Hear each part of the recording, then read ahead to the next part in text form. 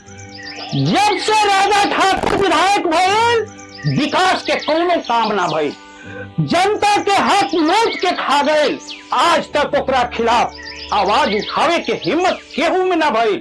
आज तक ओकरा बाप दादा पर दादा के बनावल परंपरा इस गांव में चलता आ रहल बा। जब कोनो नई जमेली दुल्हन ब्याह के इस गांव में आवेले तो ओकरा साथे सुहाग रात ओकर पति ना राजा ठाकुर मनावेला। अरे कब तक अपने मुंह पर ताला लगा के देखत रहबा? अपना बेटी पतों के साथ सुहाग रात मनावे खातिर राजा ठाकुर के साथ भेजत रहबा।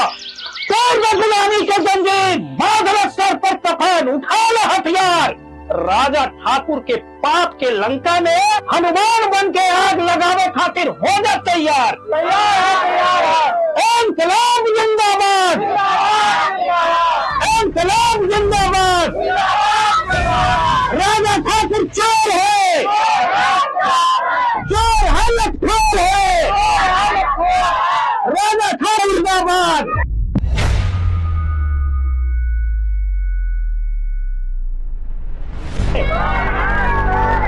राजा ठाकुर चोर है,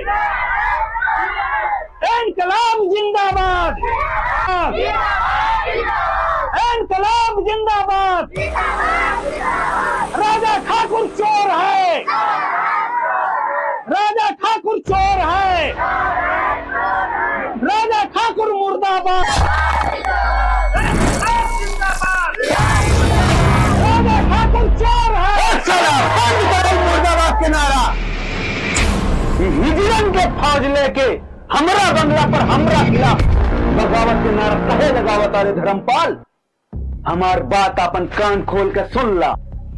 एकनी के आग बा दिखाई न देला, एकनी के कान बा सुनाई न देला, एकनी के जबान बा लेकिन सारा गूंगा बा। ये सब ससुरा तोरा साथ छोड़ भाग जाई धर्मपाल। राजा ठाकुर बहुत देर से तोहर बकवास सुन रही। अब हमार बात तू अपन खान खोल के ध्यान से सुन। यह जनता तोहरा डर से अपन कीमती वोट देके तोहरा के विधायक बना धरस। आज यह जनता तोहरा खिलाफ बगावत पर उतर गई बा। एकनी के कान बा, ई देख भी सकता, सुन भी सकता, बोल भी सकता। गफ्फार के सामने काबा सियार की औकात, इस ससुरा काकरी जंग के ऐलान। एकनी के बाप दादा अंग्रेज जमाना से हमरा बाप दादा परदादा के गुलामी करता आइल। आज भी एकनी के घरे कोनो नई नवेली दुल्हन आवेला तो ओकरा साथे सुहाग रात ओकर पति ना हम मनाएम धर्मपाल, हम मनाएम। अरे धर्मपाल शेर के सियार मत बना।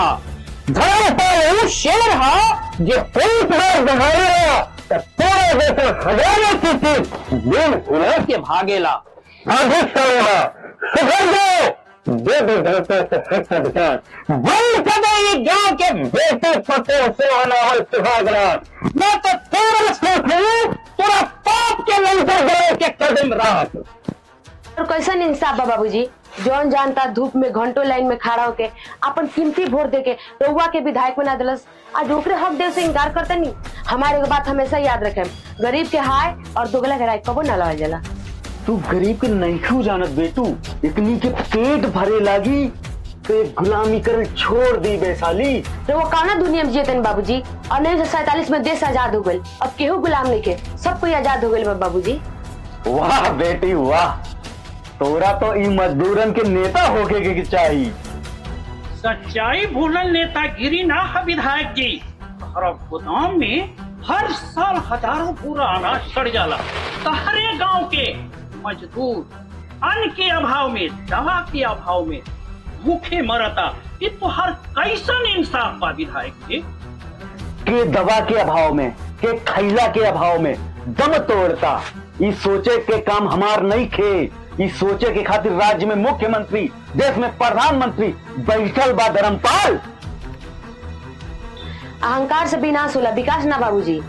रउआ सब लोग के लेके जाई हम रउआ से वादा करता नहीं सब ठीक हो जाए। तो हरा बात पर भरोसा करके हम जाता नहीं वैशाली, समझा दिया अपना ही घमंडी बाप के। आज के बाद जनता डरी ना तो हरा बाप के जुल्म के खिलाफ लड़ी।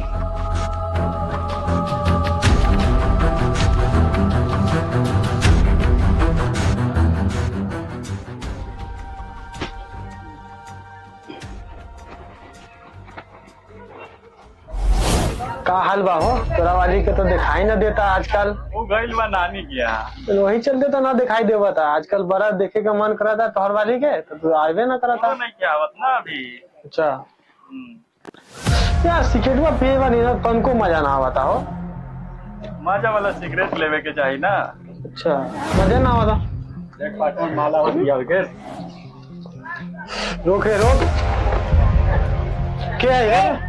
हमारे रास्ता रोके से पहले पहचान ले, हम विधायक के बेटे हैं, विधायक के। ए छमक छल्लो, तू जाना था हम मंत्री का सार हैं, केवल बाहर बता रहे हैं। ई तो मंत्री के सार ठीक है का सार है रे? नेपाल के प्रधानमंत्री के कि पाकिस्तान के? आए हम कोनो मंत्री के सार ना है, तहार बाप के दामाद और तहार होखे वाला भतार हैं। कारे जब रात के सार एगो शरीफ लड़के के रास्ता रोक के और वो पुल जैसे काहे भूकई डरे।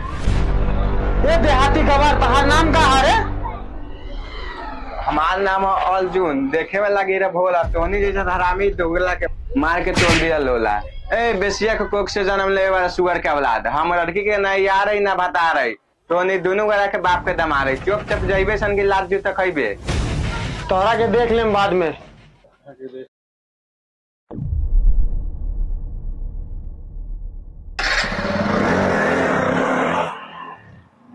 हमरा ई समझ नहीं आवत अर्जुन बाबू कि राउर शुक्रिया अदा कैसे करी। ये बात कह के हमरा के शर्मिंदा मत करी मैडम जी। हमार नाम मैडम जी ना है अर्जुन जी, हमार नाम वैशाली है। हमार इज्जत बचा के तो बहुत बड़ा एहसान के लिए फिर हमने क्या हो गया मुलाकात कब हुई? मिलन जुदाई विधाता के मर्जी बिना ना होला मैडम जी। चले अब चले।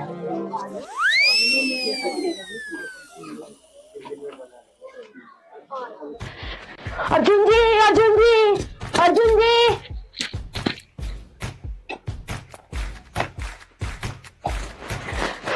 अर्जुन जी हमारी बात सुनिए अर्जुन जी। हम रोज से प्यार करे अभी नहीं दिख सकता अर्जुन जी। अरे ये बताई मैडम जी, इतना कारा से उसमें हमारे लगे काहे के लिए हाल बात? हम रोज से प्यार करने अर्जुन जी। अर्जुन जी रउआ तो हम रात के नींद और दिन के चैन चुरा ले बनी, रो बिना तो नींद ही नहीं करती। मैडम जी ये बीमारी बहुत खतरनाक बा, कोनो अच्छा डॉक्टर से दिखा ले। सब हमारा इलाज कोनो डॉक्टर के पास ना, हमारा इलाज तो रोगी लगे। मैडम जी हम डॉक्टर ना है, हम गांव के रहे बड़ी एगो अंगूठा छाप गवाह रही। रउआ इलाज हमरा से ना हुई मैडम जी। अर्जुन जी हमार बात ध्यान से सुनी। हम रउआ के अपन पति के रूप में मान ले बनी। यदि आज रउआ हमरा के अपने पत्नी के रूप में ना मानी, नदी में कूद के हम अपन जान दे दे। अर्जुन जी हमरा 5 गिने तक रउआ अपने सीना से ना लगनी तो हम इन नदी में कूद के अपन जान दे दे।